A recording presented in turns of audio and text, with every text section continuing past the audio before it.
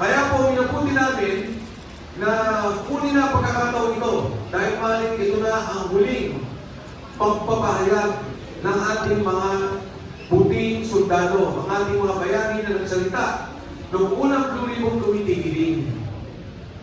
Ngayon no, may karagdagan na apat.